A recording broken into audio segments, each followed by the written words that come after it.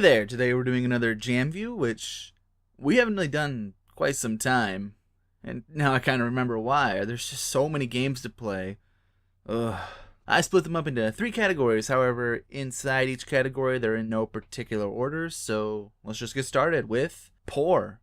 These games I kind of had a bad time playing. Some Guy's Game Boy by Gabe Newell from Steam. This is a 2-player game, and I am but one man. From what I've gathered, however, each player should have been color swapped, just so it's easier to read which character is which at any given time, and there should have been a score counter, because what fun is it bopping each other on the head if you can't see who's doing it better? Gentlemen Behold by Monty Drake.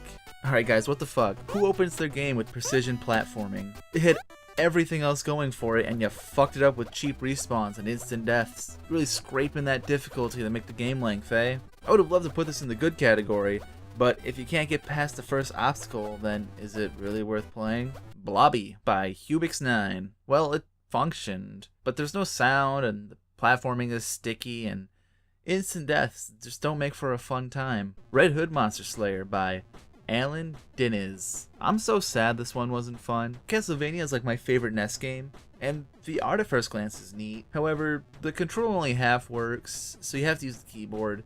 And this one decided that left control was going to be the attack button. The game is floaty, and there's no visual feedback for beating the shit out of things. You know, no explodey flames. Also, it glitched twice where I just got stuck on nothing, so I couldn't really get much further than the opening area. Nap of the Earth by Herine. This was such a chore to play. Use WASD to move, the arrow keys to aim, space to shoot.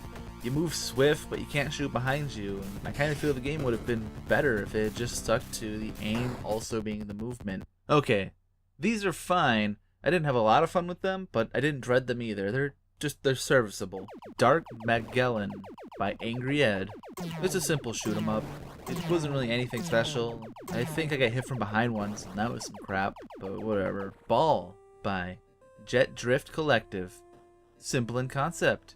Be the dog. Having your goals be the only white on screen was pretty clever. Wizmo's Adventure by Theta and Pi Software. It's another instant death game.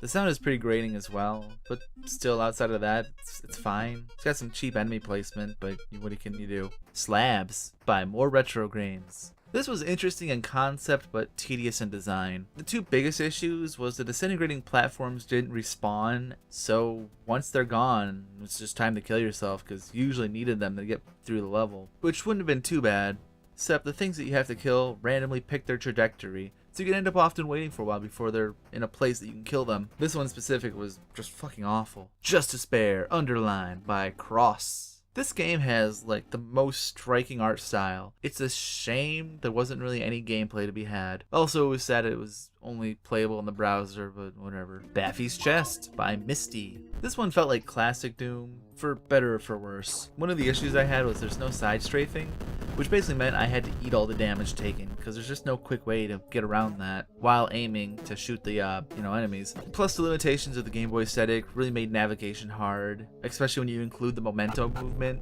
which also made getting around just difficult. You just slide past doors. Still, if there was an FPS on the Game Boy, it'd be something more similar to this. Blocks of Battle by Riot Popper. I really wish I could have moved the blocks vertically. Only being able to do it horizontally made the game frustrating.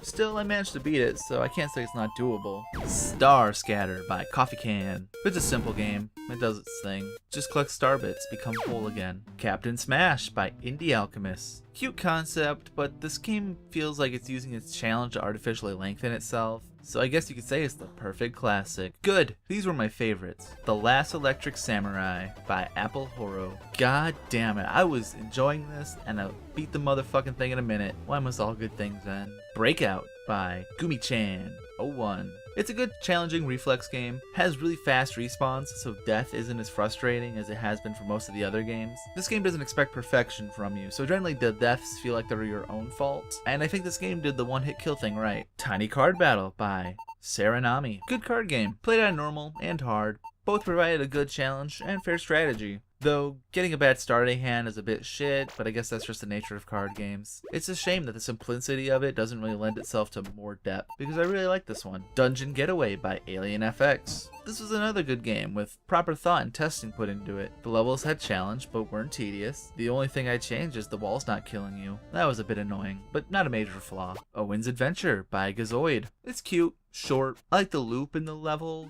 to return once you came. Outside that, good start. And good luck with the rest. Candy Forest by Sadia Woof. Interesting game, however I'm uncertain if I was able to explore the whole story. Perhaps I'm missing something, but I feel like I've tried every combo of options that I could think of, and I got nothing but more of the same. I wonder if there's a point to it all. Wild Horse by Haharo. This one was great. I mean, it was easy, but it had good art direction, and the concept was easy to grasp. It's like jump and shoot, man. But the vulture was this cool aspect that allowed you to recon the level, and it lets you take care of the more frustrating enemies like Gatling guns. Plus, the outlines on the character that make them pop no matter what the background was smart shit. Operation Yabuka by Samu Wosa. It's a great light gun shooter on the Game Boy. I'd change the reload button and swap it with the grenade button, but outside of that, the only other problem was some enemies would become active as soon as they touched the screen, meaning they could see me, but I really couldn't see them. Still, like I said, if it was a light gun shooter on the Game Boy, I feel like it'd play like this. Space Repair by GNG Baggett 1. It took me a minute to figure out the controls.